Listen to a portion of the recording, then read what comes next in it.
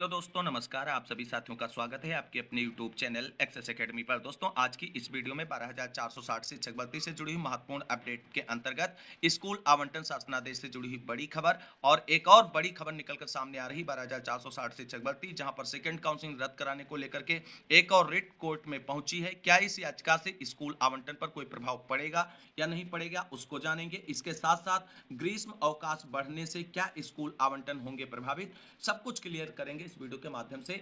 आप सभी लोगों से निवेदन है कि वीडियो को बिना स्किप किए हुए अंत तक देखें, जिससे वीडियो में शेयर की गई सारी जानकारी को आप आसानी से समझ सकें। वीडियो में आगे बढ़ने से पहले छोटी सी रिक्वेस्ट है कि प्लीज वीडियो को लाइक करें, दोस्तों में शेयर करें। जितने भाई बहन चैनल पर पहली बार विजिट कर रहे हैं, प्लीज चैनल को सब्सक्राइब करके बेल आइकन जरूर दबाएं आगे की लेटेस्ट अपडेट पाने के लिए। तो आइए साथियों, शुरू करते हैं आज का ये वीडियो। दोस्तों, 12,460 शिक्षक भर्ती में चयनित अभ्यर्थियों के स्कूल आवंटन की प्रक्रिया को लेकर के जारी होने वाले शासनादेश का बेसब्री से इंतजार है। और पहले जो जानकारी सोशल मीडिया पर वायरल हो रही थी कि 13, 14, 15 की डेट में ऑफिशियल आदेश आ जाएगा, जिसमें काउंसलिंग शेड्यूल विस्तृत रूप से मेंशन होकर के आएगा और सचिव सर उसी आदेश पर आप सभी के स्कूल आवंटन की प्रक्रिया संपादित कराएंगे। लेकिन दोस्तों, आप सभी को हमने बताया था कि अगर जिला बेसिक शिक्षा अधिकारियों की तरफ से चयनित अभ्यर्थियों की जो अंतिम चयन सूची सचिव सर को प्रमाणित रूप से भेजनी है, अगर सभी जिला बेसिक शिक्षा अधिकारियों की तरफ से वो प्रक्रिया संपादित कर ली जाएगी, तो आपको इंडेटेड में स्कूल आवंटन का शेड्यूल देखने को मिल सकता है। अन्यथा आप सभी के स्कूल आवंटन का शासनादेश आगे बढ़ेगा और एक हफ्ते का समय और बढ़ जाएगा आप सभी के स्कूल आवंटन की प्रक्रिया संपादित करने को लेकर के। तो दोस्तों, आप सभी को बता दें, कुछ जनपदों से ऐसी खबर निकलकर सामने आ रही कि जहां के जिला बेसिक शिक्षा अधिकारियों की तरफ से फाइनली जो अंतिम चयन सूची प्रमाणित करते हुए सचिव बेसिक शिक्षा परिषद को भेजनी है 15 जून तक। उसके लिए पूरी तैयारी कर ली गई है, यानी कंप्लीट कार्य संपादित कर लिया गया है। सचिव सर को प्रेषित कर दी जाएगी कल। और अगर आप सभी को बता दें, कल सचिव सर को सभी जिला बेसिक शिक्षा अधिकारियों की तरफ से दोपहर 12 बजे तक चयनित अभ्यर्थियों के चयन सूची उपलब्ध करा दी जाती है। तो कल देर शाम तक आप सभी के स्कूल आवंटन का आदेश देखने को मिल सकता है। हालांकि दोस्तों, अब आज की डेट में जो इसकी संभावनाएं हैं वो मात्र 10% बची हैं कि कल की डेट में आप सभी के स्कूल आवंटन का शासनादेश आ जाए।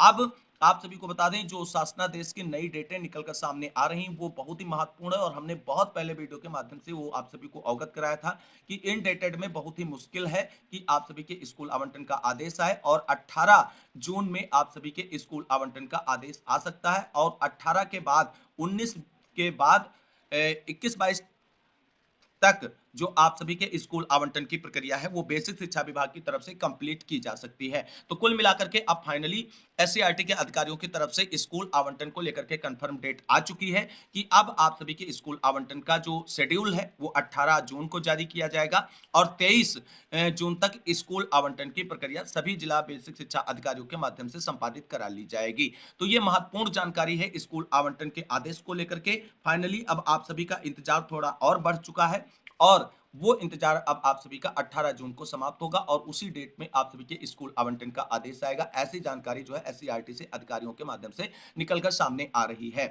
तो दोस्तों, कल जो है स्कूल आवंटन का शासनादेश आने के चांसेस मात्र 10% हैं, क्योंकि जिला बेसिक शिक्षा अधिकारियों की तरफ से अभी तक फाइनली किसी भी जिले से जो है अपने स्तर पर तैयारियां पूरी कर ली गई हैं, लेकिन सचिव बेसिक शिक्षा परिषद को जो है चयनितों की सूची उपलब्ध नहीं कराई गई है। तो जब तक सचिव सर को चयनितों की फाइनल सूची जिला बेसिक शिक्षा अधिकारियों की तरफ से आदेश के अकॉर्डिंग 15 जून तक उपलब्ध करानी है और उपलब्ध नहीं कराई जाएगी, तब तक ऑफिशियल शासनादेश नहीं आएगा स्कूल अलॉटमेंट का। ये तो बिल्कुल 100% कंफर्म है और उम्मीद करेंगे कि कल जो है 12,460 शिक्षक भर्ती में फर्स्ट और सेकंड काउंसलिंग में चयनित अभ्यर्थियों की अंतिम चयन सूची जिला बेसिक शिक्षा अधिकारियों के माध्यम से सचिव सर को प्रेषित कर दी जाएगी और आगे की कार्रवाई सुनिश्चित कराने का मार्ग प्रशस्त किया जाएगा। फिर भी आप सभी को बता दें, कल आदेश के अनुपालन का अंतिम दिन है। अपने अपने जिले के बेसिक शिक्षा अधिकारियों से वार्ता करें, संपर्क करें और यह सुनिश्चित करें कि उनके यहां से चयनितों की चयन सूची बेसिक शिक्षा परिषद को भेज दी गई है, जिससे आप सभी के स्कूल आवंटन की प्रक्रिया में आगे कोई भी देरी और ना हो, क्योंकि देरी से कहीं ना कहीं हम सभी का नुकसान और उसका एक बड़ा खामियाजा भी हम लोगों को उठाना पड़ सकता है। हम जानते हैं कि कुछ लोग भर्ती फंसाने के लिए अभी भी जी जान से लगे हुए हैं और वो जानते हैं कि इस भर्ती में कुछ भी नहीं अब उनके बस का रहा है, फिर भी वो किसी न किसी तरीके से टांग अड़ाने के प्रयत्न में लगे हुए हैं। तो इसलिए हम सभी लोगों को अब एक्टिव रहना है। सभी अपने-अपने जिला बेसिक शिक्षा अधिकारियों से कल जरूर वार्ता करें। मुलाकात हो कार्यालय में तो मुलाकात करें, फोनिक वार्ता के माध्यम से बात हो जाए तो उससे करें और ये सुनिश्चित करें कि उनके यहाँ से चयनितों की जो सूची प्रमाणित रूप से सचिव बेसिक शिक्षा परिषद को प्रेषित करनी वो प्रेषित कर दी गई है, क्योंकि ये कार्रवाई 15 की डेट में सुनिश्चित होना बहुत ही महत्वपूर्ण है, अन्यथा चीजें और डिले होती चली जाएंगी। वहीं अब इसके बाद बात करेंगे ग्रीष्म अवकाश बढ़ने से क्या स्कूल आवंटन पर प्रभाव पड़ने वाला है, तो वो भी जान लेते हैं। तो दोस्तों यहां पर आप सभी लोग देख सकते हैं, प्रेषक शिक्षा निदेशक बेसिक उत्तर प्रदेश लखनऊ सेवा में जिला बेसिक शिक्षा अधिकारी समस्त जनपद उत्तर प्रदेश और पत्रांक शिक्षा निदेशक बेसिक 18/328-499 आप 2023-24 और दिनांक 14/6/2024 को यह आदेश जारी किया गया है, जिसमें ग्रीष्म अवकाश एक्सटेंड करने का आदेश निर्गत किया गया है। विषय है उत्तर प्रदेश बेसिक शिक्षा परिषद के नियंत्रणाधीन संचालित कक्षा 1 से 8 तक के परिषदीय विद्यालय एवं मान्यता प्राप्त विद्यालयों में ग्रीष्मकालीन अवकाश के संबंध में। महोदय, उत्तर प्रदेश बेसिक शिक्षा परिषद के अधीन संचालित कक्षा 1 से 8 तक परिषदीय एवं मान्यता प्राप्त विद्यालयों में दिनांक 15/6/2024 तक ग्रीष्मकालीन अवकाश घोषित है। मौसम विभाग के पूर्व अनुमान एवं गर्मी के दृष्टिगत ग्रीष्मकालीन अवकाश के संबंध में निम्नवत निर्देश जारी किए जाते हैं। आप सभी लोग देख सकते हैं, पहले पॉइंट पे कहा गया कि दिनांक 24/6/2024 तक ग्रीष्मकालीन अवकाश की अवधि को बढ़ाया जाता है।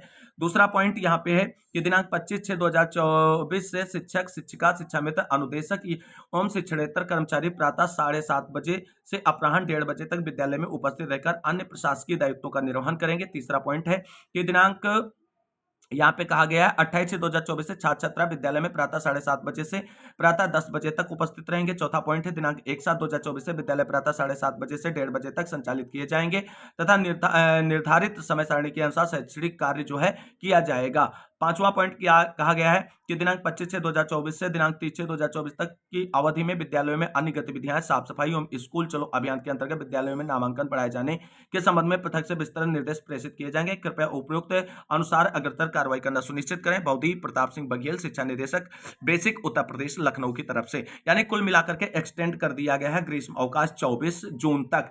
अब आप सभी साथियों को बता दें, आप सभी के स्कूल आवंटन की प्रक्रिया पर कोई भी इफेक्ट इसका नहीं पड़ने वाला है ग्रीष्म अवकाश बढ़ने का, लेकिन आप सभी के विद्यालय में ज्वाइनिंग की प्रक्रिया जो है वो इससे जरूर प्रभावित होगी। तो कुल मिलाकर के आप सभी को बता दें, आप सभी के स्कूल आवंटन की प्रक्रिया अगर संपादित की जाती है 23 जून तक जो डेट निकलकर सामने आ रही है, तो उसके बाद आप सभी को स्कूल ज्वाइनिंग के लिए कुछ इंतजार करना पड़ सकता है और वो आप सभी लोग देख सकते हैं कि 25 तारीख तक जो है आप सभी को इंतजार करना पड़ सकता है। तो स्कूल अलॉटमेंट की प्रक्रिया संपादित कर ली जाएगी, स्कूल अलॉट हो जाएंगे। स्कूल अलॉट के बाद वहां पर ज्वाइनिंग की प्रक्रिया आप सभी लोगों को स्कूल खुलने पर यानी 25 तारीख के बाद ही कराई जाएगी। तो ये चीजें बिल्कुल क्रिस्टल क्लियर है भर्ती में, इसको लेकर के कोई डाउट नहीं है। स्कूल अलॉटमेंट की प्रक्रिया पर कोई बाधा नहीं है ग्रीष्म अवकाश एक्सटेंड होने से। केवल और केवल आपका ज्वाइनिंग जो है वो स्कूल खुलने पर कराया जाएगा और जो 25 तारीख है, और यानी कि ज्वाइनिंग की प्रक्रिया जो है वो आप सभी की 25 तारीख के बाद ही हो पाएगी या 25 तारीख को हो सकती है, लेकिन स्कूल अलॉटमेंट की प्रक्रिया उससे पहले हो सकती है। और हम लोगों की प्रायोरिटी है कि स्कूल अलॉटमेंट कर दिया जाए। स्कूल अलॉटमेंट के बाद जब तक विद्यालय में ज्वाइनिंग नहीं कराई जाती है तब तक बीएसए कार्यालय पर ही ज्वाइन करा दिया जाए या बीआरसी पर ज्वाइन करा दिया जाए, लेकिन कहीं ना कहीं ज्वाइन जरूर करा दिया जाए और उसके बाद जैसे ही विद्यालय खुले विद्यालय में ज्वाइनिंग करा दिया जाए। अगर 1 से 2 दिन के बीच में गैप रहते हैं स्कूल अलॉटमेंट और ज्वाइनिंग के, तो आपको कहीं ज्वाइन नहीं कराया जाएगा, सीधे स्कूलों में ही ज्वाइनिंग दी जाएगी। ये भी बिल्कुल कंफर्म अपडेट है। तो कुल मिलाकर के 12,460 शिक्षक भर्ती में स्कूल आवंटन आदेश को लेकर के अब चीजें जो है वो बिल्कुल क्लियर हो चुकी हैं और अब आप सभी का इंतजार 1 सप्ताह बढ़ चुका है और 23 तक आप सभी के स्कूल आवंटन की प्रक्रिया संपादित होगी। ऐसी जानकारी निकलकर सामने आ रही, वो हमने डिस्कस करी। अब बात कर लेते हैं जो नए नए फसाने निकलकर सामने आ रहे हैं भर्ती में, उसके बारे में।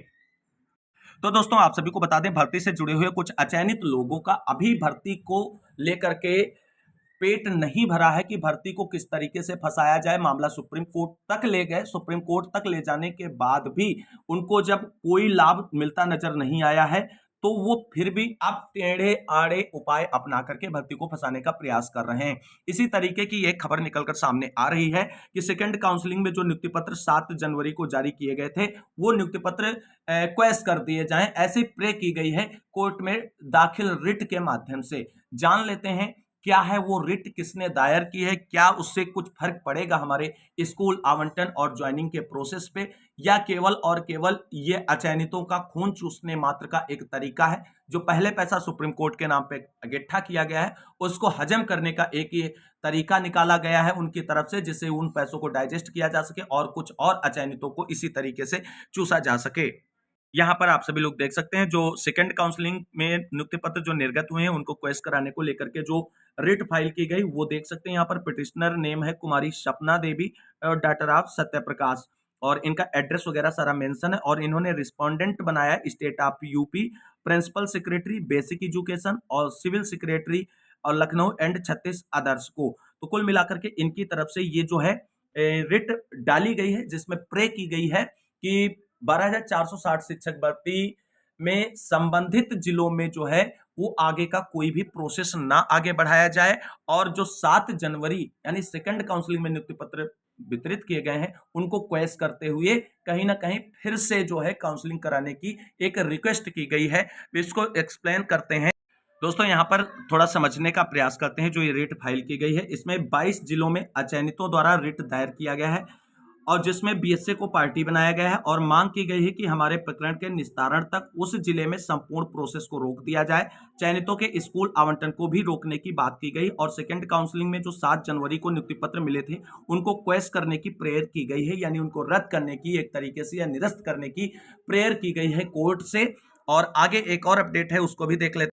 तो यहाँ पर भी देख सकते हैं साथियों, नमस्कार, कोई सपना देवी एंड 36 अदर्स के नाम से एक लड़की ने सेकंड काउंसलिंग को रद्द कराने की मांग की है। सरकार को नोटिस इशू हो गया है, कोई भी साथी परेशान ना हो। सोनी जनपद या 51 जनपद का कोई मामला जो सुप्रीम कोर्ट में फाइनल हो चुका है, या कोई मामला जो सुप्रीम कोर्ट में विचाराधीन हो, हाई कोर्ट या उस मामले को टच नहीं करती है, ना ही उसके किसी निर्णय के इतर आदेश कर सकती है।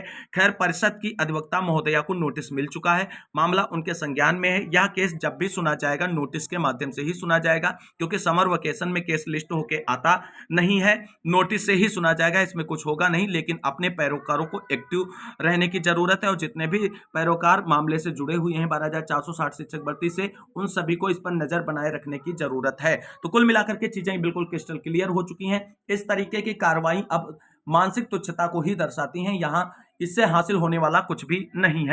तो दोस्तों, कुल मिलाकर के आप सभी को बिल्कुल क्रिस्टल क्लियर यहां पर करना चाहेंगे कि इस तरीके की याचिकाएं जो अब फाइल की जा रही हैं खास करके हाई कोर्ट में, वहां से आप सभी के स्कूल आवंटन, ज्वाइनिंग, नियुक्ति किसी पर भी किसी भी प्रकार का कोई प्रभाव नहीं पड़ने वाला है।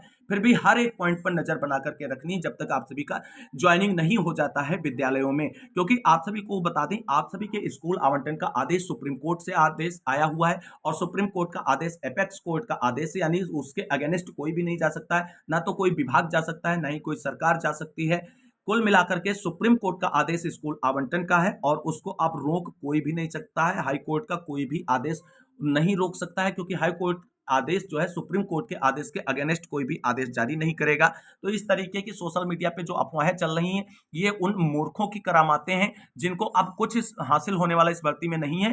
केवल और केवल अचयनितों का खून चूसने का प्रयत्न किया जा रहा है, या पूर्व में जो अचयनितों से चंदा इकट्ठा किया गया है कोर्ट के नाम पर, उस पैसे को डाइजेस्ट करने के लिए ये नई नई तरकीबें निकाली जा रही हैं। तो कुल मिलाकर के 12,460 शिक्षक भर्ती में चयनित किसी भी अभ्यर्थी को बिल्कुल भी परेशान होने की जरूरत नहीं। अपने स्कूल अलॉटमेंट को लेकर के बेसिक शिक्षा विभाग आप सभी के स्कूल आवंटन की प्रक्रिया आगे बढ़ा रहा है, और जल्द ही आप सभी स्कूल आवंटित करा करके विद्यालयों में ज्वाइनिंग पाएंगे, क्योंकि अब चीजें बिल्कुल क्रिस्टल क्लियर हैं। अब विभाग के पास ज्यादा कार्य आप सभी के स्कूल आवंटन को लेकर के नहीं बचा हुआ है। फाइनल रूप में आप सभी लोगों का एक तरीके से देखा जाए तो अंतिम स्टेप पे आप खड़े हैं, उसके बाद सीधे विद्यालयों में अगला कदम होगा अध्यापक के रूप में। तो कुल मिलाकर के 12,460 शिक्षक भर्ती से जुड़ी जो महत्वपूर्ण अपडेट निकलकर सामने आ रही थी, और आज दिन भर का जो किचकिच सोशल मीडिया पर मचा हुआ था, उसको सॉर्ट आउट करने का प्रयास इस वीडियो के माध्यम से हमने किया है। उम्मीद करते हैं जानकारी अच्छी लगी होगी। अगर वीडियो अच्छा लगा है तो लाइक करें, दोस्तों में शेयर करें, और ऐसी ही लेटेस्ट अपडेट पाने के लिए चैनल को सब्सक्राइब करके बेल आइकन जरूर दबा लें।